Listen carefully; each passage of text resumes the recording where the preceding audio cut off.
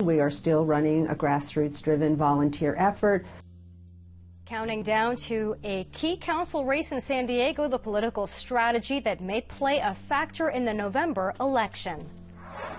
At the end of the day, if there's concerns about physical quality of the fish, for example, I look at the results that are scientifically stamped in the peer-reviewed literature.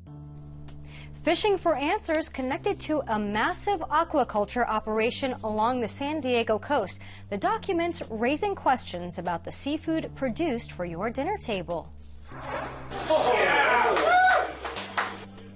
Win or go home, just days before March Madness, the San Diego Aztecs are fighting for a spot in the big dance. Why this tournament makes a difference on Selection Sunday, you're watching Evening Edition on KPBS.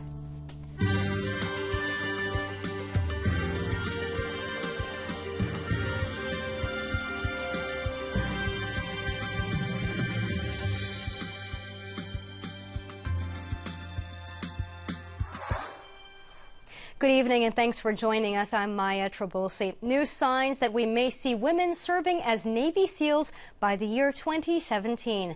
The Defense Department released timelines today. They show the first female Navy SEAL candidates could be in pre-training as early as mid-May. If they pass training courses over the summer, they could potentially be assigned to SEAL teams starting in October of next year. Defense Secretary Ashton Carter's office approved the plans for each of the armed services, which will allow women to apply for combat jobs that were previously closed to them. The city of San Diego has released a document containing meeting notes about the fatal shooting of an unarmed man last April. But Chris Young with KPBS media partner iNewsSource reports that the notes are entirely blacked out. The city released the redacted document in response to a Public Records Act request filed by iNewsSource in January. iNewsSource had asked for emails and memos involving San Diego Police Captain David Nislet and the shooting at Verdun Nehad. A San Diego police officer shot and killed Nehad in an alley in the city's Midway district last year. The district attorney concluded that the shooting was justified, but a surveillance video of the shooting released in December raised doubts that Nehad posed a serious threat to the officer. The 1.5-page document is time-stamped hours after a federal judge said the video could be made public. The city said the document includes meeting notes, but the redactions make it impossible to tell what was discussed at the meeting. The city said releasing the notes without redactions would discourage police officials from speaking candidly during meetings, and that it would also undermine the department's ability to protect the public. I spoke about this with Peter Scheer. He's an attorney with the First Amendment Coalition. It's a nonprofit organization that focuses on open government. Scheer was skeptical about the redactions. He said the city didn't cite any specific harm that could result from making the notes public, and he questioned whether the city made the right decision to redact the entire document. Once suspicions become raised, questions start being asked, which can be completely avoided, of course, if they just release it. So why not release it? And I suppose one possible answer is because there's something in there that might be embarrassing. But again, we have no way of knowing what's in these notes. The redactions leave the public guessing about what's behind those black bars. For iNewsSource, I'm Chris Young. Another development in the aftermath of the San Onofre shutdown. One of Governor Jerry Brown's close friends is bowing out from a case. Justice J. Anthony Klein blocked a ruling last month. It found 65 emails between the governor and the California Public Utilities Commission were subject to open record laws, and they could be reviewed. The action drew criticism from attorneys who were looking into the correspondence, and that's as they fought the CPUC's decision to have ratepayers bear 70% of the cost to shut down the power plant.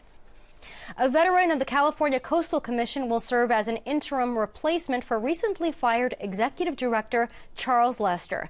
As KPBS's Deb Welsh tells us, his ouster ignited controversy over the direction of the panel. The panel chose Senior Deputy Director Jack Ainsworth to head the agency's staff until a permanent replacement is found. That action taken as scores of protesters showed up at Wednesday's meeting to voice their disapproval of Lester's dismissal on February 10th. At issue, the apparent lack of transparency. Panel members voted 7-5 to terminate Lester during a secret session with little or no public explanation. The commission also took public comment from more than 200 people, praising his work and commitment to a coastline open for all. Deb Welsh, KPBS News. Today was the last day for candidates for elected office in San Diego to file their papers and get on the ballot in June. As KPBS Metro reporter Andrew Bowen explains, the District 1 race is seen by some as the most important council race in the city. Ah, La Jolla, the jewel of San Diego. What a privilege to represent this neighborhood and the rest of District 1 on the City Council. Right now, that privilege is held by Democrat Sherry Leitner, but she can't run for re-election because of term limits. Until recently, only 2 candidates were running to replace her, Democrat Barbara Bree and Republican Ray Ellis. Now there are 5, and 2 of them are connected to Leitner. One is her husband, Bruce. The other is a member of her staff, Kyle Highscala. We were very surprised. Barbara Bree entered the race for District 1 last year. So how will she respond to the newcomers entering the race? It hasn't changed our campaign strategy. We are still running a grassroots-driven volunteer effort, talking with voters about their issues, and are continuing as we were before. And that message is resonating. The same can be said for Ray Ellis, who was Bree's only opponent. But for him, there's another issue. Bruce Leitner, the incumbent's husband, put up a campaign website virtually identical to Ellis's. So we contacted our web designer and asked her to take a look at it. She contacted the programmers that did the underlying code, and they've looked at Mr. Leitner's website, and it's our code there. Ellis says the website raises questions about whether Bruce Leitner is a serious candidate. Leitner declined to comment for this story. Some have speculated that he and the other new candidates entered the race to dilute the vote in the June election and force Bree and Ellis into a runoff in November, when Democrats tend to turn out in greater numbers. Democrats now control the 9-member city council by 1 vote. But if a Republican wins District 1, it could give the GOP the majority. Andrew Bowen, KPBS News. Teenagers may need to wait longer before they can take a puff legally. State lawmakers are introducing new tobacco control rules. The bills make California the 2nd state to raise the smoking age from 18 to 21. They also classify e-cigarettes as tobacco products. The bills represent the biggest push against tobacco in 2 decades. They are now heading to Governor Jerry Brown's desk. California Attorney General Kamala Harris wants more funding to block gun access to criminals and the mentally ill. She officially petitioned the legislature's Budget Committee for $8 billion to continue a gun confiscation program. It was launched in 2013. Officials say only 40% of guns have been confiscated so far. New questions tonight about groundwater that could be contaminated at sites used by the military. The Defense Department says it has identified more than 660 fire or crash training sites that may have been affected. You're looking at a report from the Associated Press identifying all of the sites. Now, California has the most, with 85 sites being evaluated, followed by Texas, Florida, Alaska, and South Carolina. Now, several congressmen are raising concerns about the safety of drinking water. Plans are in the works to build a massive fish farm 4 miles off San Diego's coast. But KPBS's Claire Tregesser says newly released documents point to potential problems with the nonprofit that would run the program. It's probably, if I had to guess, about 50,000 fish in there. Mark Drawbridge peers into a chest-high tank of water. Tiny specks in the pool flicker under fluorescent lights. These are white sea bass. They're about 30 days old. Drawbridge is a scientist at Hub SeaWorld Research Institute, a nonprofit partially funded by SeaWorld. He runs a sea bass hatchery in Carlsbad. There, baby fish are spawned and grown until they're big enough to be released into the wild. And it's a very kind of sterile environment. They're being hand-fed, and at some point they go into the wild and they got to figure it out. Internal documents recently released show making it to the wild can be a challenge. As first reported by the online news site Voice of San Diego, thousands of fish reared at the Hub's hatchery have died. They developed diseases including herpes and bacterial infections. Others were blind or deformed and were euthanized. Drawbridge says focusing on those deaths isn't fair. So in terms of the success of the program, depending on how you look at that, and if you look at that and try and equate it to the cost per fish that gets released or the cost per fish that gets recruited to the fishery, I think you're missing the real picture. And that is that this is an experimental program. And what we're charged to do is evaluate the feasibility of using this technique to help restore depleted stocks. Drawbridge says he expects fish to die just as they do in the wild. He points to research that shows Hub's fish have better chances of living than at other hatcheries, but not as good as in the wild. I mean, that's kind of where you want to be. The gold standard. Hub's is aiming to restock sea bass that are popular among fishermen. The program is funded by recreational fishing licenses. Drawbridge says it's not wasting taxpayer money when fish die, so the public shouldn't be concerned. It's part of the scientific process. We haven't taken any steps backwards in terms of what we're doing. All of our steps have been improvements. So again, at the end of the day, if there's concerns about physical quality of the fish, for example, I look at the results that are scientifically stamped in the peer-reviewed literature and I go, there's no evidence to support the idea that it's a big concern. We have heightened concerns now, even more so. Matt O'Malley is a lawyer with the environmental nonprofit San Diego Coastkeeper. He used to not care about Hub's Carlsbad hatchery because it was a closed system. Diseased or deformed fish wouldn't affect the wild population. Then Hub's began working on a much larger offshore aquaculture project. It would be used to raise fish and move them to large netted pens off San Diego's coast, eventually producing 11 million pounds of fish a year. It's like anything. If you're hiring someone to do a job, you kind of look at their resume, you look at their past performance. O'Malley has long been worried the offshore aquaculture project would spread disease to wild fish. Now, the internal documents about the Carlsbad hatchery increases fears. We know that similar system or management style is developing or resulting in the prevalence of disease. That certainly we have issues. Once you take these fish and put them into a confined system, it actually fosters the type of disease spreading that we're concerned about.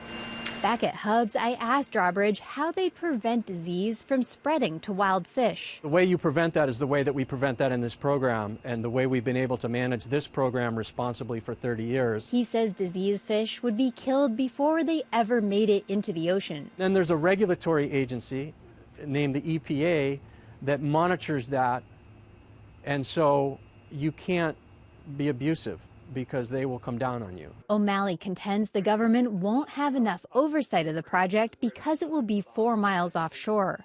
He submitted a letter with his concerns to the U.S. Environmental Protection Agency, which is right now reviewing the project. Claire Tregesser, KPBS News. And KPBS video journalist Nick McVicker helped produce that story. Rain and snow levels in California have grown over the past week, but not by much. Science reporter David Wagner says the KPBS drought tracker shows the state on track for an average wet season. Seasonal rain and snow levels have grown by about 10% in the last week, but that's not enough to catapult California into drought-busting territory. As of Thursday morning, statewide rain levels were at 94% of what normally accumulates by April 1st. Looking at the Sierra snowpack, average levels were about 84% of that seasonal normal. Scripps Institution of Oceanography climate researcher Dan Cahan says to really put a dent in the drought, we'd want to see those numbers hit 150% of normal by April 1st. We're probably not going to see 150%, which is at the upper end of the precipitation that might have been expected even in a heavy year. Cahan says high-pressure ridges have been diverting storms away from California in recent months. That's what contributed to a pretty disappointing February in terms of rain and snow levels. Previous strong El Niños have delivered lots of snow to California. On this day in 1998, snowpack levels were double what they are today. David Wagner, KPBS News. Now, to see the latest numbers from the KPBS Drought Tracker, go to kpbs.org/drought tracker.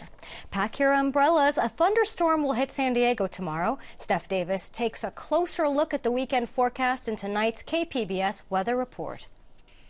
A little bit of wet weather will head our way as we wrap up the work and school week, but for now, largely dry conditions, and that's what's showing on our satellite and radar. We are dealing with a band of rain across northern and central California, some of which is indicated by the yellows and oranges on radar, locally heavy at times, but much of that staying north even of the Fresno area. So here across Southern California, Los Angeles, south toward San Diego, we're looking at largely dry conditions. Taking a closer look around the San Diego area specifically, you'll notice some clouds today. We had more clouds than sunshine, but again, largely dry conditions, and we do expect this quiet weather pattern to continue into your Thursday night. So if you have plans tonight, should be good to go. 51 in Borrego Springs, dry, and 37 in Mount Laguna. Temperatures in Ramona and Alpine back to the 40s. Mild in Oceanside, right around 50 degrees tonight, and temperatures comfortable tonight in San Diego with an overnight low of 56 degrees. But as I mentioned, some of this wet weather will track our way as we look ahead to the day tomorrow. We'll see the arrival of some clouds and showers across San Diego, mainly during your Friday afternoon and then into your Friday night as well. Not going to catch any of the wind or thunderstorms across our area, though if you're traveling north, those are definitely some big weather factors that you'll want to keep an eye to. Here's a look at your 5-day outlook for the coast. Now, we will see a thunderstorm along the coastal area, so exercise caution again if you're traveling. A few lingering morning showers into your Saturday, though then we'll dry things out for the rest of the weekend with our daytime high Saturday and Sunday in the mid-60s. An afternoon shower or two for the coast on Monday, and then decreasing clouds as we look ahead to Tuesday. Just a couple of showers the farther inland you go, especially during your Friday afternoon. Still some lingering morning showers on Saturday. Partial sunshine returns Sunday, and then we'll see an afternoon shower or two as we look ahead to Monday. Spotty afternoon showers for your Friday in the mountains. Clouds will break for sunshine on Saturday with highs right around 50 degrees. Sunday will dry things out with partly sunny skies and a high of 53. Mostly cloudy Monday, and then clouds will break for sunshine as we look ahead to Tuesday across the mountains. Wrapping things up with your 5-day outlook in the deserts. Not as warm Friday, high 81, and then back to the 70s we go Saturday and Sunday with clouds breaking for sunshine. Mostly cloudy on Monday. We'll reach a daytime high Tuesday of 81 degrees. Steph Davis, KPBS News. The city of Pasadena will be the location of the new Kaiser Permanente School of Medicine. Kaiser made the announcement today saying the site was chosen because it's close to major freeways, public transport, and affordable housing. Kaiser says shifts in the U.S. population have created more diverse communities, and the future medical school will teach communication tailored to specific populations, as well as teamwork, use of technology, and evidence-based medicine. In 3 months, terminally ill residents of the state of California will legally be able to end their lives with doctor-prescribed medication. A special session with state lawmakers adjourned today, which created a legal path for physician-assisted suicide. Opponents say this could create more incidents of premature suicides, while supporters say it gives Californians a choice on how to end their lives. It's hard to believe that for the last 20 years, Medicare has reimbursed doctors in San Diego County as if it was a rural area. Now the so-called gypsy formula is finally getting fixed. KPBS's Tom Fudd checks in with Cheryl Clark from our news partner iNewsSource, who explains what that means for doctors who are treating Medicare patients. So Cheryl, what was the gypsy formula, and in real dollars, how much were San Diego doctors being underpaid? The gypsy formula is actually Medicare's way of adjusting for geographic differences in the cost of actually running a physician's business. For instance, the cost of rent, the cost of labor, hiring a nurse. And for some strange reason, Medicare for the last several decades has considered San Diego County as a rural county. And this meant that San Diego County doctors got paid about $25 million a year less than its counterparts in other counties like Orange County. So how did San Diego get described by Medicare as a rural county? Well, it goes back many, many years to when Medicare developed this formula. Medicare used some numbers that go back before the 90s, even the 70s, back when San Diego County may have been very much a rural county. There was a group of concerned doctors that wanted to do something about that, and I think they filed suit. Basically a core group of physicians. They called themselves the Gypsy Kings and Queens. Went back to Washington many, many times, but every single time Medicare just said, no, it's too complicated, we can't fix it. Finally, they filed a lawsuit. It got all the way up to the Supreme Court. They did it on behalf of about 200 other counties and other states that were in kind of the same boat. Now, these doctors were unhappy about this, but they had a sense of humor, and they eventually sarcastically started calling San Diego a cow town. They were using a picture that I believe a county supervisor had used to illustrate the ridiculousness of this rural designation for San Diego County. And one of these Gypsy Kings was a fellow named Dr. Ted Mazer, and here's what Dr. Ted Mazer had to say. We're sitting here going to Washington and saying, you're treating us like a cow town. And the reason we used the expression was a photograph used when we sued CMS that showed San Diego back in the 1960s with cows grazing on either side of a 2-lane road that became Interstate 8 near the intersection with I-5. What Washington didn't know or didn't want to acknowledge is we now had a 10-lane road there and not cows grazing aside the road. Why couldn't Medicare see that the Gypsy formula that classified San Diego as a rural county was incorrect? Well, in fact, they did. They actually admitted it was wrong eventually, but they said it was too complicated and they couldn't fix it.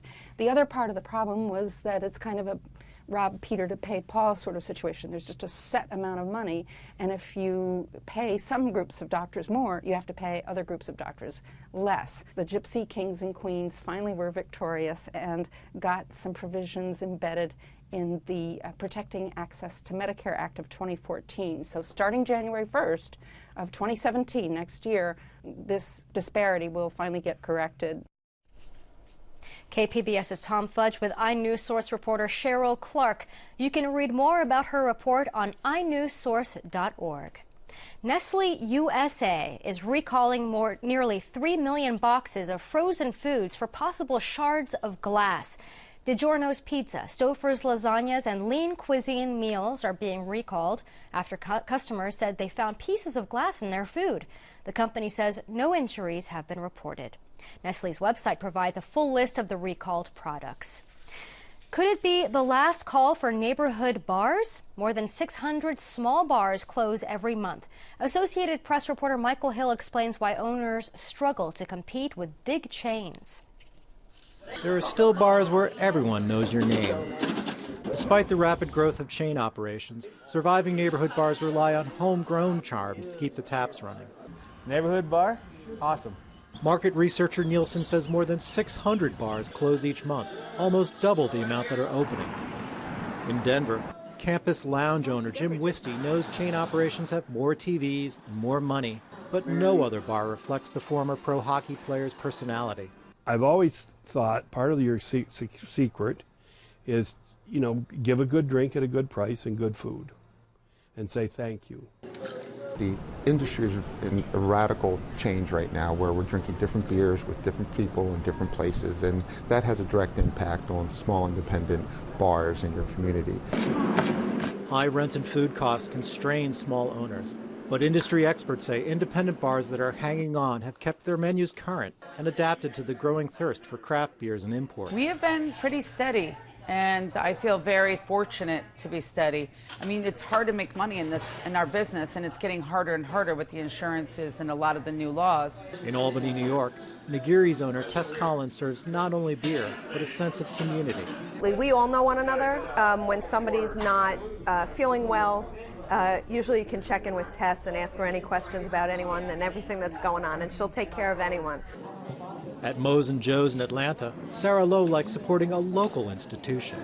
Like every now and then I'll go to, a bigger place, but it's just not the same atmosphere as the neighborhood bars, and I really enjoy that atmosphere so much more. It can be tough, but closing time is still a long way off for the neighborhood bar. Michael Hill, Associated Press.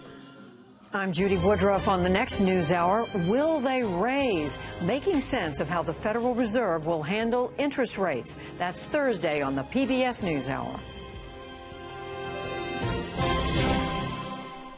More than 100 Marines from Washington, D.C. will entertain San Diego fans this week. The historic Battle Colors Detachment will perform patriotic songs, traditional marching music, and precision rifle drills. People can watch a free live performance tomorrow morning at 9 at Carlsbad High. The top-seeded San Diego State men's basketball team kicked off the Mountain West Conference tournament today. KPBS's Matt Hoffman explains why the Aztecs can't take anything for granted in Las Vegas. Down 59-61 with just 90 seconds left, sophomore Malik Pope hit a short basket to tie the game at 61. After a block by Spencer Thornton, sophomore guard Trey Kell put the Aztecs up 63-61 in an eventual 71-65 victory over Utah State. The Aztecs enter the Mountain West tournament with one purpose: win or possibly go home. A tournament win would guarantee the Aztecs a bid in the NCAA tournament, while a loss could mean not receiving a bid come Selection Sunday. Doug Roselli watched Thursday's game at Woodstock's Pizza in the college area. Roselli says he thinks the Aztecs can win the Mountain West. They make me nervous because, they lost to Fresno State, they lost to Boise State, and they're going to eventually run into one of them again. But I think that, if they can get past Utah State and they can hit the threes like they did the other day, I think we've got a pretty good chance. The Aztecs have won the Mountain West tournament a total of 4 times. For KPBS News, I'm Matt Hoffman. And the win over the Aggies moves the Aztecs to the semifinals, where they'll face the Nevada Wolfpack tomorrow. And you can find tonight's stories on our website, kpbs.org/evening edition. Thank you for joining us. Have a great evening. Good night.